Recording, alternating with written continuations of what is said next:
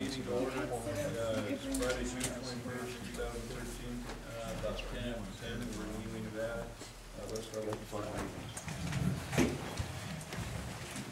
Pledge allegiance to the flag of the United States of America and to the republic for which it stands, one nation, under God, indivisible, with liberty and justice for all.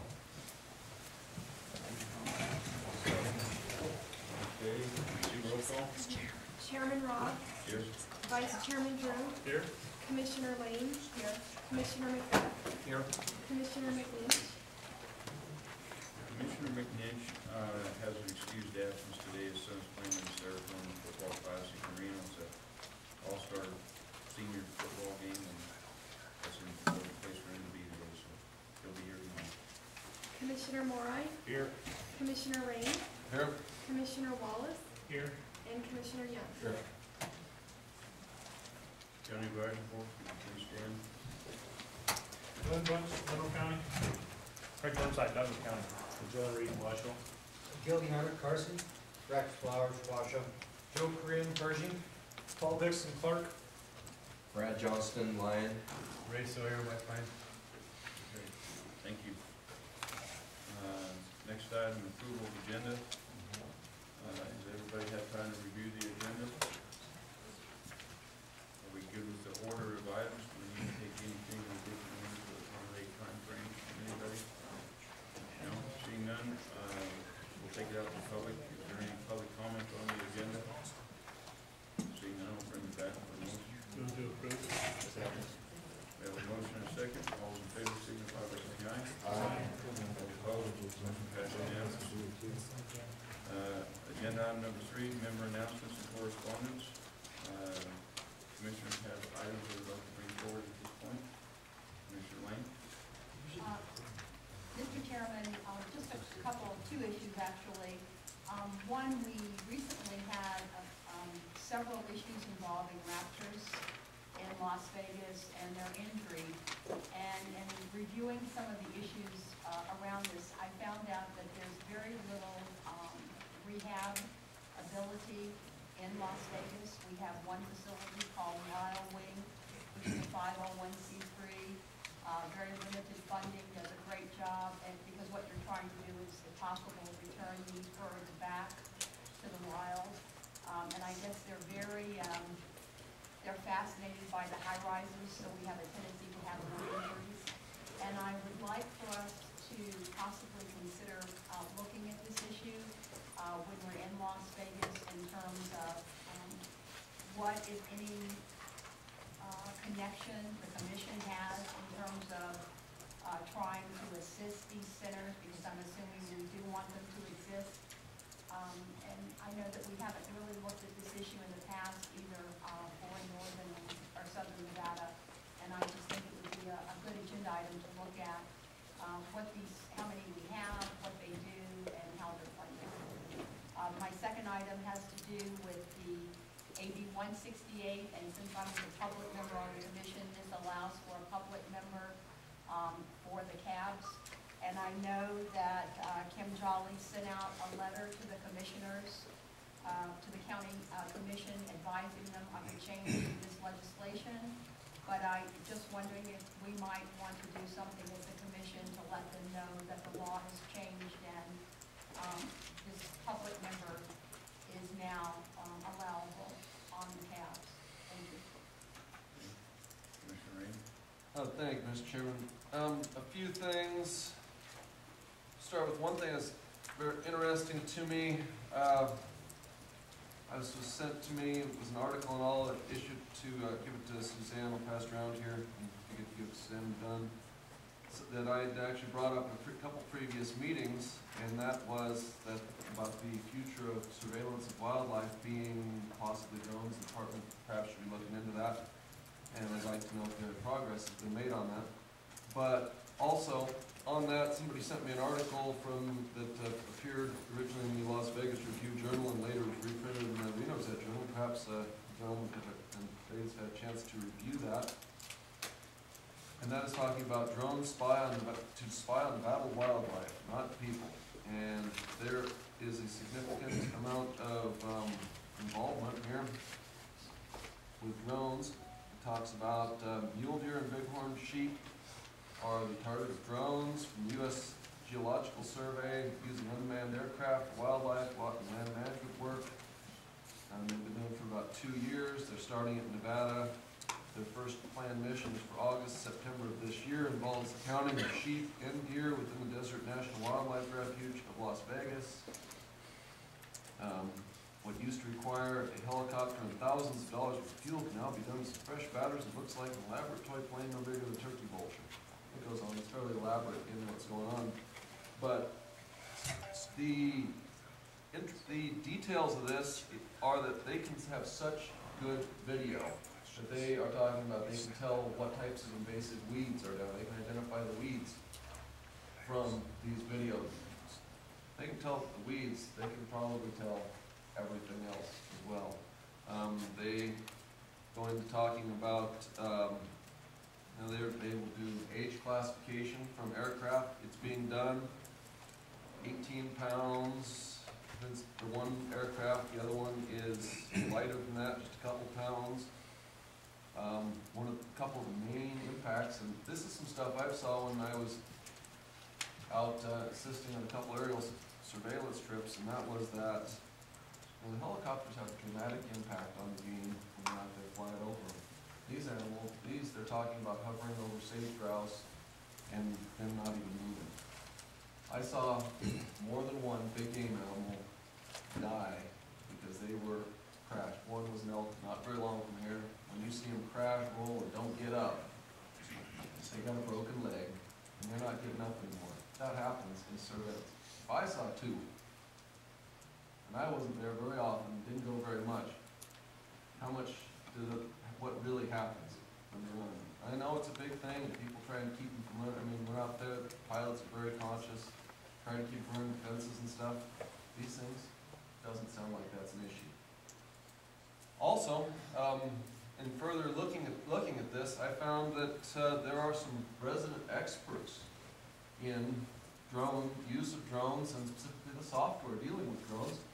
And that happens to be the gentleman we have doing the tag allocation with all the tag draws. They have extensive experience in that, according to stuff I found on their website. That they have done that for the military and lots of unclassified stuff and perhaps other stuff that wasn't listed there. So we have resident experts, and perhaps it'd be interesting to hear from them because they have extensive. My understanding from reading what they have a little bit that I've seen published, they have extensive experience, in-depth knowledge of exactly what can be done and capabilities of what can be done with those things. That's something we really need to look at, especially when you look at it in light of other states that have had multiple fatalities involving their biologists and pilots in surveying animals. You can pass this around and give this to Suzanne so that she can put a copy of that in the record so that everybody can take a look at that. Like I say, it was published in the Gazette Journal as well as the Review Journal. All right. We really need to work on that. It's the future of wildlife surveillance in Nevada and everywhere else for that matter. Also, bring back one item that has been hashed over before, but I haven't brought it back up here in well over a year, and that is what is currently a suspended policy of the commission. It sits in that status, whatever that status is, and that would be Commission Policy 28, and I think the commission would behoove themselves to look at this again. As it's very interesting, every time I seem to talk to people, they keep recalling previous versions of that policy. And it's like we're arguing over a previous version. This is the version that was actually initially adopted by the commission. In my opinion, which of course not gentlemen may not agree with, is a really calmed down, reasonable version. Hey, there's a couple paragraphs in there that I think that everybody here, before you cut out 1 or 2 paragraphs, probably all agree with it. Hey, there's some really good stuff in here. Department of Wildlife should pursue enhancing game populations by setting and reaching game production goals. You know the arguments involved in that. It's something that we need to have. We need to have goals. We don't really have them at this point, especially when it's mule deer. Elk, yes, I think that's one of the reasons we're such successful at the program. Commission policy is to focus efforts on active game production. That's everything. That's important. Department Board of Wildlife Commissioners should only rely upon solid scientific methods when considering game range carrying capacity. And there's things in here that are done today. Some of the things that really should be concentrated on, and I don't think are as concentrated on as they should be. And probably the one, aside from setting and reaching those goals, is wildfire prevention in preference to suppression, and that is, Department of Wildlife shall be active in encouraging wildlife prevention in preference to suppression by recommending increases in intensive rotating grazing in fire-prone areas and recently burned areas of mule deer habitat. And it has a further sentence about high priorities. That is something, sure, we don't have the authority over it entirely, but the department and the commission should actively encourage prevention rather than suppression, because suppression, once it is, it's out of your hands at that point. And it's extremely expensive. This actually would make money for some people, and people who pay taxes to do that. Encouraging free wood cutting for areas of pinyon juniper where there's too much encroachment. That still has not been done, and sure, but we could always advocate that. And if you notice, if you ever like to review this policy, it's talking about advocation of that. Another thing would cost us nothing. Cost BLM a small amount to designate those areas. Advocation of that is important. One thing I've talked about a few different times, and that is that NDOW should coordinate production and distribution of a map for firefighting agencies, most critical wildlife habitat areas that should receive maximum suppression housing. And there's a small paragraph about that, and we have had one of the deputy directors of the BLM here saying that map exists. I've spoken since then to people. I gave him a couple notes and asked him about that in the past. We've been assured those maps exist. People came to me, I talked to them, asked them about the maps. Oh yeah, they exist. I talked to the local people. As the president of the Eureka Volunteer Fire Department, I invited the local FSSO, I believe, referred to it as. We had 5 local people, the guys that fight fires with us. We came, great meeting, talked about it. There's no such maps. And I say there is no such maps because in all the meetings when I have asked about it, here in front of you guys, some committee meetings as well, talking with you gentlemen, I've still yet to see a map. It doesn't exist. If it would have existed, I would have thought they would have been able to produce it at some point in time. And if they haven't produced it for me, that means none of the departments are getting it. And it's just a sad statement on, the way it is. They are not, if they exist, they aren't distributed. Today, I have yet to have it. I've been harping on this. Well, since we're back dealing with this policy, it's been more than 3 years ago. You'd think they would have come up with it and given it to somebody. An email, that'd been nice. I don't think they exist. If they do, the most closely guarded secret. And that is some stuff we really need to work on, is getting those out there. That's important. We talk about habitat, that is massively important, that initial suppression, where to focus. That's one of the biggest problems for the fire suppression agencies, is knowing where to focus. Earlier, a couple weeks ago, we had multiple starts. Where do you go? You look at your map, you go to the one that was on the map that's the most critical. As it is now, there is no focus. You go to whatever's closest, whatever you can put out. And a lot of it, actually in here, the old portion 11, there's only a couple more, and I'm not going to get into the last 2. And that was something that very much guide the department in how to come up with those predation management plans that have been such an issue.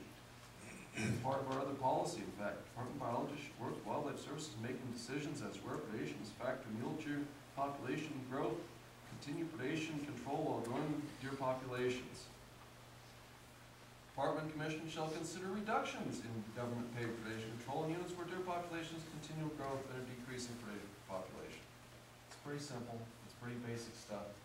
stuff that I really don't think you guys would disagree with, should really be readdressed as part of our policy. And if you look at it again, there's really not much in here that would be offensive to almost anybody. If there's 1 or 2 sentences, great. You should deal with them rather than take the whole thing out. It's a good thing for another meeting.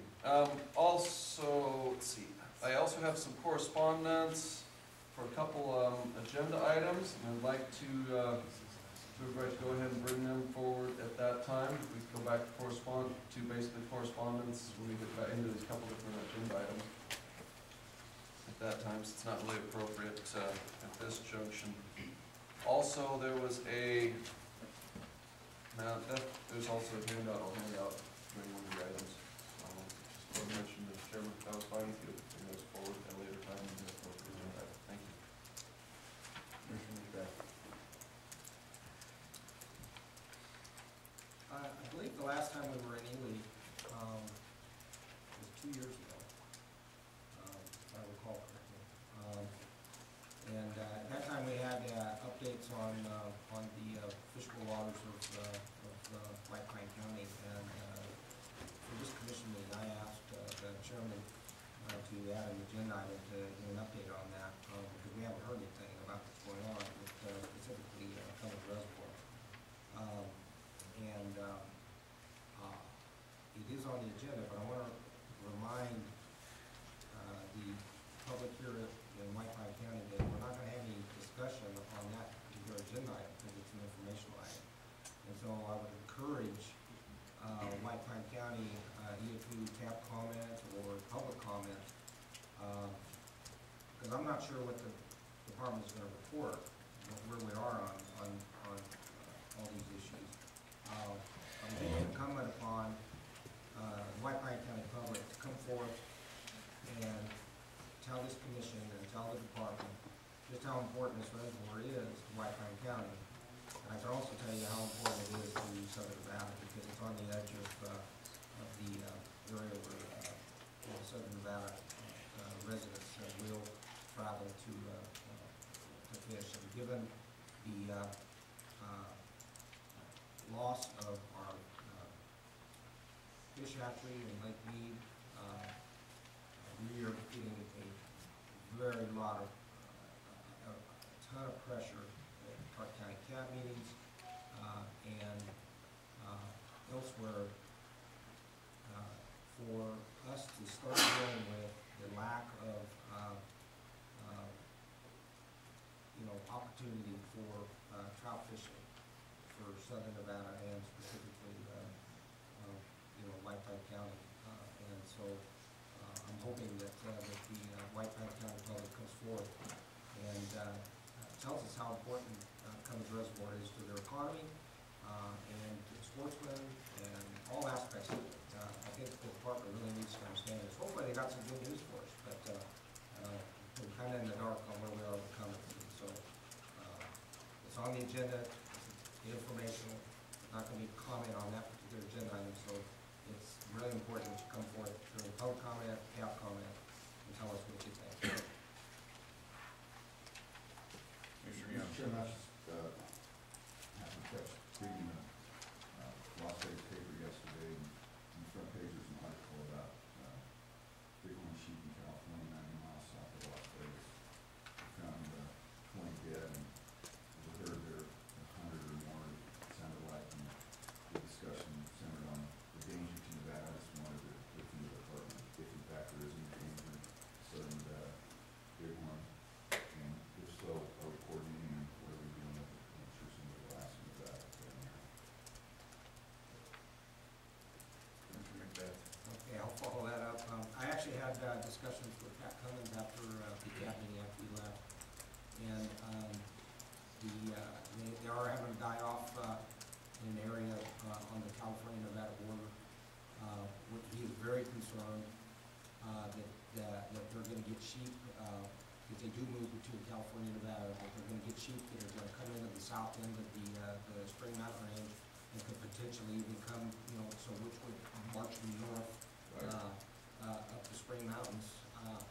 And also, they would come east into the southern end of McCulloch and also further east into the southern end of the Newberries. And so that would take them, basically potentially impact the entire southern end. It's a disease, it's a domestic sheep, right?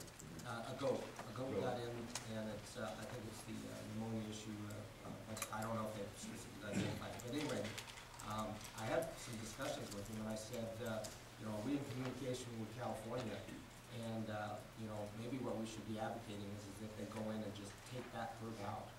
Let's advocate that we tell California, take the herd out, and then we'll do trap and transplant, and we'll supply you with as many sheep as you want when we rebuild that herd.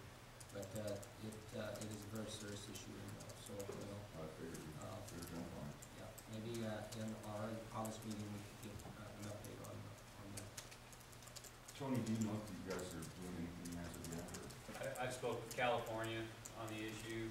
Last I heard, they were still waiting for some test results to come back from the lab to confirm pathogens, but I think Commissioner Macbeth's idea of encouraging them to be proactive and assisting them with reestablishing that population seems reasonable. But we'll see what their lab results come back as, and we'll continue communicating with them. That's good, thank you. It seems like a foreign deal in southern Nevada because you haven't experienced the die-offs we have in northern Nevada, but we probably don't go a year without some type of die-off or disease event in a big way. First, it makes the front page of the Vegas papers unusual, so it hits with a lot of people, I get asked all the time, people know me, and I want to make sure I got the right answer, and guys on top of it, and we got a plan to stop it before it gets ruined, as Mike discussed, it's exactly what will happen, get in the Spring Mountains and go north from there. It'll screw us up. They die right away and don't get too far. Okay, anybody else? We got One. one, I'd like to give constituents sent in a thing about tortoises and the decision of the Wildlife Commission. I'd like to enter this so to have minutes of the next meeting. It just basically talks about historically there were very few tortoises. Many of the original travelers, explorers throughout the thing thought that because tortoise perhaps extinct, only found shells and things, the explosion of tortoises was caused likely by human civilization, and it was a really bad idea to place the limits that we had. There was also some really interesting comment about leave aside for a moment the fat part of wildlife's backward and politically incorrect refusal to allow domestic partnerships between same-sex tortoise couples. Which is trying to say, hey, if they're worried about a breed, why is it not okay to have some females or males all living together? Come on, guys, what's the deal? An interesting way of putting it, but maybe we missed something in the regulation, if you want to limit it. We'd hand that back to Suzanne for it to be included with the minutes of the next meeting, which is also appreciated. And also, we are going to have another die-off in the rubies. It's a matter of time, it'll be a decade. Be back, they'll all be dead again, it'll be 95%. It's going to happen. I still think it's a bad idea to retransplant them in there when you find different places. I mean, I hate to pre-say, it's not hard to be, we're talking about die-offs of bighorn sheep. It's not hard to be sage in that. Gee, it happened once. Nothing really changed. It happened again. There's not much we can do about preventing it. And I really think that, other than we really should think about transplanting different blood lines, because same thing, we've done it twice, died off twice. We did it a third time, it'll happen again. Doesn't take a genius to figure out our recent adventures into that are going to lead to failure. Hey, I hope it takes 100 years for it to happen, or never. But hopes mean nothing. History shows we're doomed to fail again in that aspect because we have not changed anything in the equation. So we'll see some more headlines, unfortunately. It'll be bad. Thanks. Commissioner Wayne. Mr. Chairman, with respect to the tortoise issue, I have been in contact with Laura Richards. We also have a veterinarian from Clark County CAB, Dr. Che Holt, who's offered his expertise on this issue because he does treat exotics. And we've gotten Chris Tomlinson from Endow involved. And what we're trying to do now this is an issue. The overabundance of pet tortoises is an issue in Clark County. We're trying to look at a variety of issues and trying to get the word out to people. We've just implemented our efforts with the Animal Foundation. So, we'll certainly be reporting on that to the commission later on, but it is an issue that's not going away, and, I certainly support what the commission's done in this area. Thank you. Anybody else? Commissioner Drew? Just a quick announcement, anyone that wants to speak today on any item, just fill out a card. I don't need you to mark or fill out a card for each item. I'll keep track of them, but we do need your cards just for our recording secretaries. Anybody else? I did receive one email last